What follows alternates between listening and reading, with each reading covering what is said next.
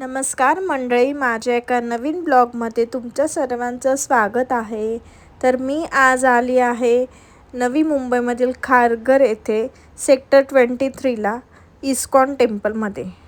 अतिशय असं सुंदर स्वच्छता आणि असं एकदम शांततेचं ठिकाण आहे हे. तर तुम्ही पण बघा आणि तुम्ही पण नक्की विजिट करा या मंदिराला. खूप सुंदर अप्रतिम आहे. तसं मी तुम्हाला व्हिडिओमध्ये दाखवणारच आहे. तेथे तुम्हाला उत्तम जेवणाची सुविधासुद्धा आहे, ब्रेकफास्टसुद्धा आहे, सगळ्या गोष्टींचा टाईम टेबल आहे आणि स्वच्छता तर अप्रतिम आहे. मला तर खरोखर खूप आवडलं. तर तुम्ही पण बघा, तुम्हाला पण नक्कीच आवडेल आणि नक्कीच विजिट करा तुम्ही पण.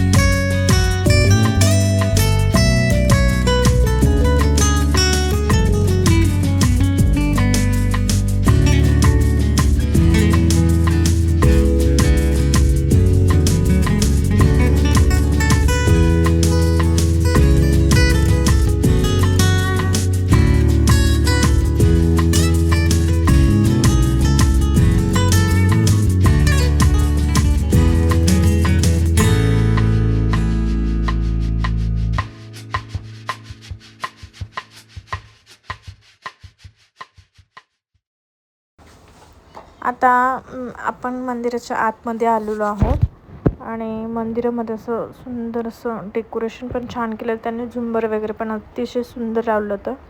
आता आम्ही संध्याकाळी गेले असल्या कारणामुळे मंदिराचे 7 वाजेचा आरतीचा टाईम असतो इथं. तर त्यांची आता काही आतमध्ये अर्धा तास अगोदर ते मंदिर बंद करतात. त्याच्यामुळे आपण आता घाईघाईतच दर्शन घेतले.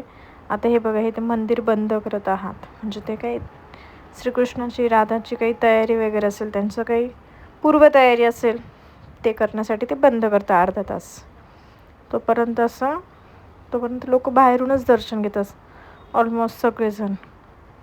हे बघा, मग आमचं दर्शन वगैरे झालं, मग आम्ही बाहेर आलो आणि बाहेर तर असं सुंदर वातावरण, शांतता, क्लाउड नाही, काय नाही, सगळे लोक असं शांततेत दर्शन घेतात छानपैकी आणि आपलं चालू राहतं. आता या ठिकाणी इथं आपण गणपतीची मूर्ती वगैरे बसते. हे त्यांचं स्टोर आहे आणि तिथं त्यांनी हे सामान त्यांचं विक्रीला ठेवलेलं आहे. जसं की अगरबत्ती असेल, त्यांचं पूजेचं सामान असेल किंवा ETC जे पण काही असेल ते त्यांनी तिथं विकण्यासाठी ठेवलेलं आहे. म्हणजे आपल्याला बाहेर घ्यायला जायची गरज नाही, आपल्याला तिथं भेटू शकतं. आणि हे मंदिराच्या बॅक साईडला आहे. म्हणजे मंदिराच्या बॅक साईडला यायचं आणि त्या ठिकाणी तुम्हाला फर्स्ट फ्लोअरला भेटून जाणार. बघा, सुंदर अशी श्रीकृष्णाची मूर्ती गाडीमध्ये ठेवायला किंवा घरात ठेवायला छानपैकी बनवलेलं आहे. सगळं असं छोटं छोटं श्रीकृष्णांचं सामान, राधेकृष्णांचा सगळं तुम्हाला ऑलमोस्ट तिथं भेटून जाणार.